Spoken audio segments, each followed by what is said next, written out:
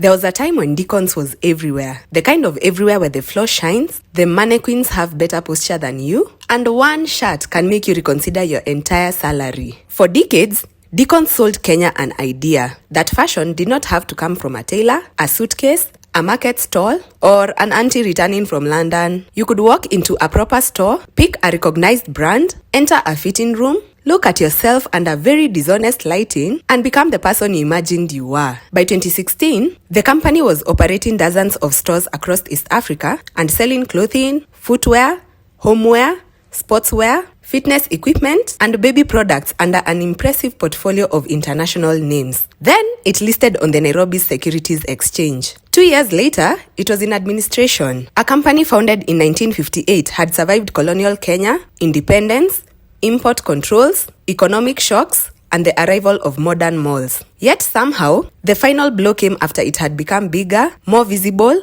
and more corporate than ever. So what happened? This is the story of Deacons, a retailer that mastered the art of looking global, but never fully escaped the danger of building on somebody else's brand. Deacons traces its origin to 1958. Independence was still 5 years away. Nairobi's formal retail system was shaped by colonial segregation, imported goods, Asian merchant networks, European-owned businesses, and a growing African urban workforce that was still fighting for economic space. The public corporate record describes Deacons as beginning as a single-store operation in 1958. The later legal company was incorporated in 1973. The commercial operation came first, the incorporated entity came later. The founder most consistently associated with Deacons is Charles Mwangi Gathuri. He was not a fashion designer. Reputable reporting after his death documented that Gathuri had worked as an accountant at Shell Kenya and in the income tax department. He later built interests in property, farming, education, and other businesses. And that makes sense. A fashion business needs taste. A retail business needs someone who understands what happens when stock refuses to move and rent refuses to care. Later reporting also linked the former president, Mwai Kibaki, to the founding partnership and described the two men as business partners. Business partner in setting up Deacons can mean several things. It can mean capital, it can mean introductions, it can mean strategy, it can mean a formal shareholding, it can mean an early partnership that ended before the company was incorporated in 1973. Deacons' own corporate history says the business started as a one-store in 1958. Secondary historical accounts place a Deacons shop among the early tenants of Adams Arcade, whose first phase opened in 1959. The easiest way to misunderstand Deacons is to describe it as a clothing shop. It was selling something larger. Certainty. A formal store offered fixed prices, standard sizing, recognized labels, consistent presentation, and a shopping experience that felt organized. In a market where clothing could come through tailoring, imported suitcases, informal merchants, department stores, or second-hand channels, Deacons offered a controlled environment. Deacons appealed to urban consumers with disposable income who valued imported, branded, and professionally presented merchandise. The customer was not necessarily rich, but the purchase belonged to a world of aspiration, salaried respectability, and modern urban identity. This was the customer who wanted to look like they had arrived, even if the matatu had delivered them 5 minutes ago. Deacons' corporate history associated the early business with Marks and Spencer. The relationship helped position the retailer within a British-style ready-to-wear tradition. An international name gave a young local retailer instant credibility. Deacons did not have to persuade customers that every garment was excellent one by one. Their brand had already done part of the talking. But this would become the central tension of the entire Deacons story. Foreign brands gave the company status, traffic, and scale. They also meant that some of the most valuable things inside the business did not actually belong to Deacons. By the late 1970s and 1980s, Kenya's foreign exchange shortages and import restrictions, they made imported consumer goods harder to obtain. A retailer dependent on foreign merchandise could not simply continue as if policy was a small inconvenience happening in another department. Deacons' later history shows repeated adaptation in brand portfolio, sourcing, and formats. The pressure was structural. Restricted imports forced formal retailers to reconsider merchandise, suppliers, and local operating models. This is where Deacons learned a lesson it would use again and again. When one brand or supply route became impossible, replace it. The problem is, replacement can look like a strategy even when it's actually survival. Over time, Deacons stopped being only a store name and became a retail operating platform. It brought international brands into Kenya and the wider region, leased mall space, hired staff, handled inventory, marketed the stores, and carried the local operating risk. By the time of its 2016 listing, Deacons described a portfolio including Woolworths, Truworths, Identity, Mr. Price Home, Adidas, For You Too, Angelo, Baby Shop, and Life Fitness. This was clever. Instead of betting on one fashion label, Deacons built a collection. Clothing for men, women, and children, homeware, sportswear, babies, gym equipment. Basically, if the middle class entered a mall with money and emotional confusion, Deacons wanted a department ready. The rise of shopping malls changed Kenyan retail. Malls offered parking, security, predictable foot traffic, restaurants, entertainment, and the strange comfort of buying things under fluorescent light while pretending this was leisure. A mall store looks powerful because it's expensive. That's also the problem. When traffic is strong, rent is the price of visibility. When traffic falls, rent becomes a monthly insult. By the listing era, Deacons operated in Kenya, Uganda, and Rwanda. The official profile described 32 retail outlets. Regional expansion supported the image of an East African retailer with scale, but also increased complexity. More leases, inventory transfers, currencies, local regulations, staffing structures, and brand obligations. Expansion can mean the business model is working. It can also mean the business has found more places to repeat the same weaknesses. Deacons evolved from a closely held business into a company with institutional investors and eventually public shareholders. The 2016 listing memorandum recorded authorized share capital of 309 million shillings and issued share capital of approximately 308.9 million shillings immediately before listing. So you see these figures, they described a mature company after decades of capital changes. By 2016, Deacons was no longer the mysterious single-store business of 1958. It had a board, audited accounts, institutional shareholders, a chief executive, and a public market story. This was the version of Deacons that could stand before investors and say, we are merely not surviving, we are scalable.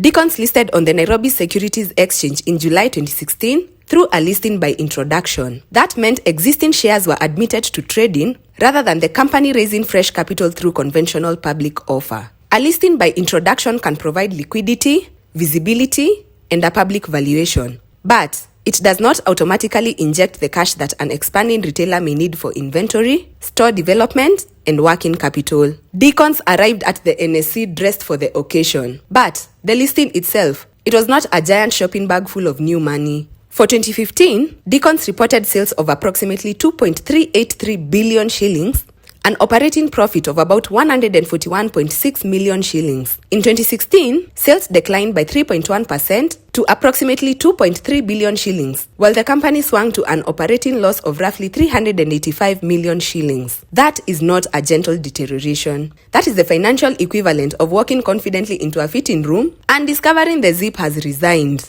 Management blamed weaker second-half trading, lower footfall in established malls, weak conversion in newer retail developments, cannibalization, reduced market liquidity, and pressure on consumer spending. At its peak, Deacons was less a fashion brand than a landlord for other people's identities. Woolworths, Mr. Price, Truworths, Adidas, Bossini, Identity, For You Too, Angelo, Baby Shop, Life Fitness, and later, F&F. Different logos, different customers, different supply agreements, same company paying the rent, hiring the staff, and hoping everyone arrived at the mall with money. That model can look brilliant during growth. One weak brand can be carried by another. One customer visits for sportswear, another for baby products, another for homeware. But it also creates a dangerous truth. The customer may love the franchise more than the franchisee. Woolworths was one of Deacons' most important franchises, and it accounted for about 49% of Deacons' sales.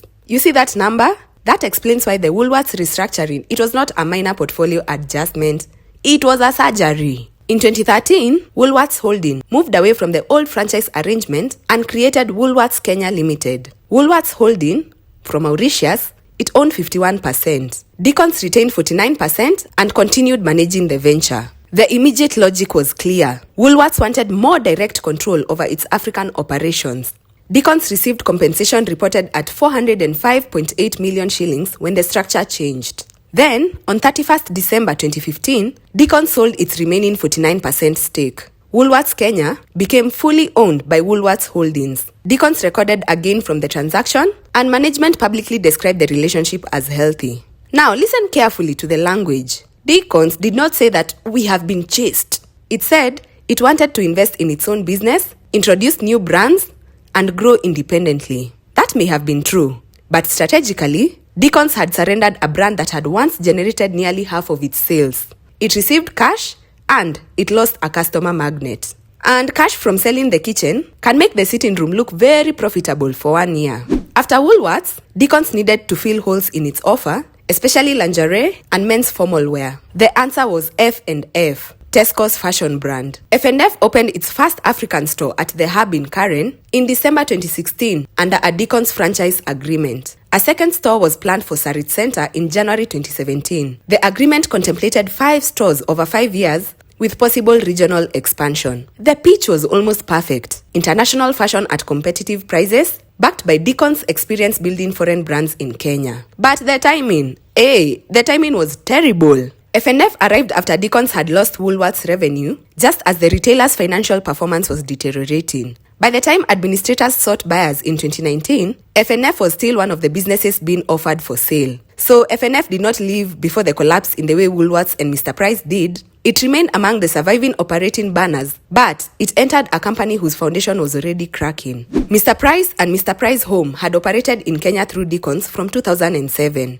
By 2017, Deacons was already making heavy losses. In October, its board approved negotiations for Mr. Price Group to buy and directly operate the Kenyan stores. The businesses moved to Mr. Price Retail Kenya Limited, with completion reported on 18th May 2018. Deacons received 133.3 million shillings, largely covering equipment and operating lease interests. This was nowhere near the transformational gain associated with Woolworths. And unlike the polished public language around Woolworths, the Mr. Price divorce became openly ugly. Deacons later blamed Mr. Price for reducing trading margins, initiating the takeover, and withdrawing product supply ahead of the critical Christmas season. Mr. Price, meanwhile, it took direct control, retained staff previously employed by Deacons, and built its own Kenyan operation. The impact on Deacons was not immediate. The company said closure of Mr. Price operations reduced revenue by 20.7% in the 6 months to June 2018. After Mr. Price, management publicly said that the company would focus on F&F, Adidas, Deacons Kids, Bossini, For You Too, Truworths, and Life Fitness. It also planned to relaunch the Deacons label, move into lower price segments, and launch e-commerce. So you can see the names that had not abandoned Deacons before administration, but still in the portfolio did not mean healthy. Adidas was one of the stronger international names remaining. Deacons even planned to convert its Angelo shoe store at the junction into an Adidas outlet during the 2018 consolidation. When administrators offered the business for sale in 2019, Adidas was one of the 4 named operating brands. This means it remained within the company through administration rather than triggering the collapse by an earlier exit. Bossini, the Hong Kong fashion brand, it was part of Deacons' expansion story. New Bossini stores contributed to revenue growth in 2015, including regional activity. Bossini also remained when administrators sought buyers in 2019. One of the 9 surviving outlets was a Bossini store in Rwanda. Again, not an early departure, but a trapped survivor. For You Too was a Deacons-controlled or homegrown fashion banner rather than a foreign franchise of the same weight as Woolworths. In February 2018, Deacons announced closure of the For You Too store at the Capital Center. Yet, the brand itself did not disappear completely. For You Too assets and stores were still included in the administrator's 2019 sale process. F&F remained part of the company and was offered for sale in 2019. The public record located does not show Tesco taking direct control in Kenya before administration. Its problem was not a documented pre-collapse exit. Its problem was being attached to an insolvent franchisee.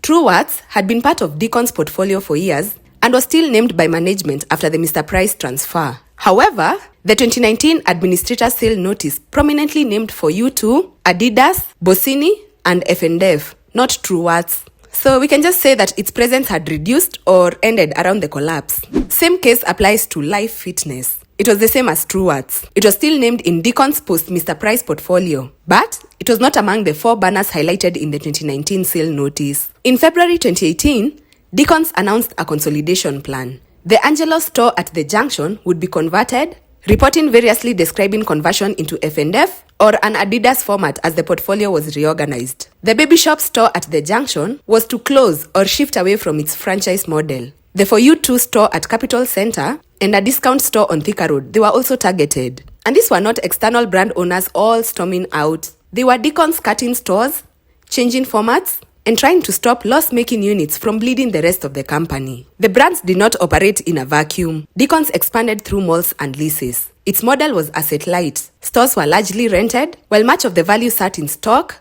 fittings, relationships, and the expectation of future sales. Then the retail environment turned. Customer spending weakened, credit conditions tightened after interest rate caps, drought reduced disposable income, election uncertainty hurt traffic, security concerns increased mall costs, Nakumatt and Uchumi collapsed, removing anchor tenants and reducing traffic in malls where Deacons had stores. At the same time, direct foreign competition increased. Brand owners no longer needed Deacons as desperately as they had in the 1990s or 2000s. Kenya had modern malls, experienced retail staff, payment infrastructure, and an established middle-class consumer market. The franchisee that had opened the door was becoming optional. Deacons reported a 276 million shilling loss in 2016, followed by an after-tax loss reported at 841 million shillings in 2017, as sales fell about 13% to roughly 2 billion shillings.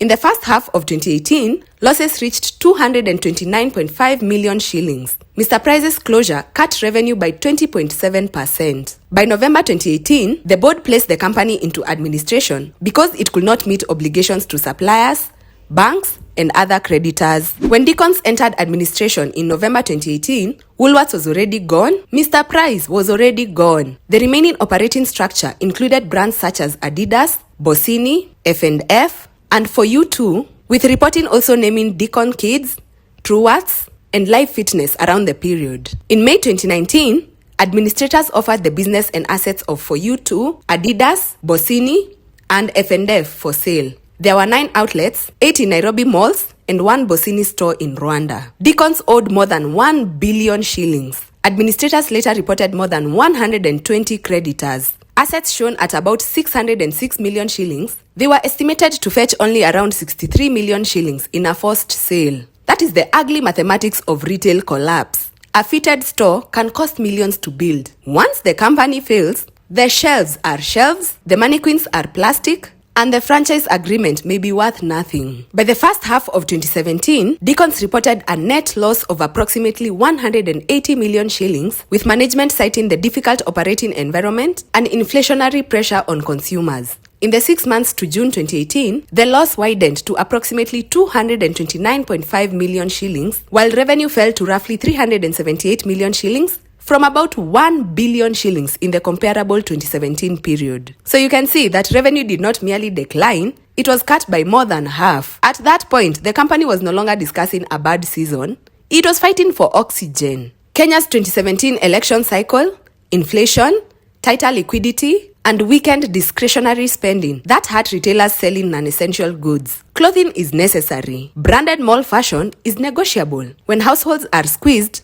aspiration does not disappear, but the receipt can wait. Deacon's problem was that falling demand collided with expensive leases, shrinking brand control, inventory needs, and an already weakened balance sheet. Management specifically cited lower footfall in existing malls and weak purchase conversion in newly opened retail property. New malls could split customer traffic rather than create entirely new spending. A retailer might open more stores and still fail to produce enough additional sales to justify the added rent and stock. Kenya built malls with the optimism of people who believed every new building came with new customers. Unfortunately, sometimes it came with the same customers, now divided into 4 parking lots. Retail failure often looks sudden from the outside because shops remain open until cash stops moving. Inside, the crisis usually starts earlier. Suppliers tighten terms, stock arrives late, popular sizes disappear, slow merchandise piles up, discounts deepen, and the customer quietly notices that the store no longer feels alive. On 16th November 2018, Deacons directors filed notice of intention to appoint administrators.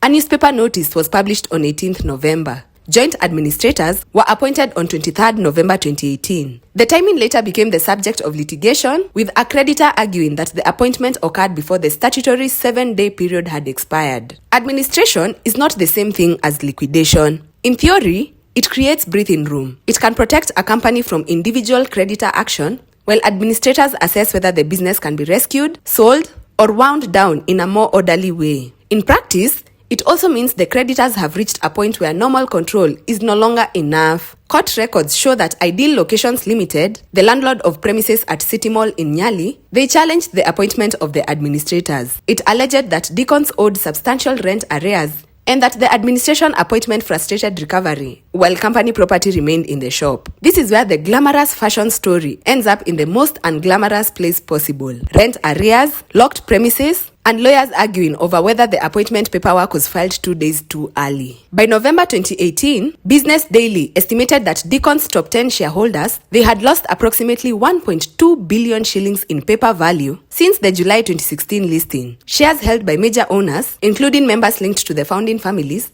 they had collapsed in value. At listing, the top 10 owners' holdings were valued at about 1.23 billion shillings. By late 2018, the same block was worth roughly 36.8 million shillings. That's value taking a lift from the top floor and forgetting to press the brakes. Our final lesson is this. In African business, we often confuse access with ownership. Deacons had access to global brands. It had access to malls, access to regional markets, access to public capital markets. But access can be withdrawn. Rent remains, salaries remain, debt remains, the customer changes, the franchisor changes its mind. Deacons built the stage on which modern Kenyan fashion retail would perform. Then, the performers changed, the owners of the costumes took them back, and the company that had arranged the entire show was left standing under the lights. This is just Katalina, and thank you so much for watching. I've attached my till number that helps with the editing. You can support me. I'll see you guys in the next breakdown. Bye!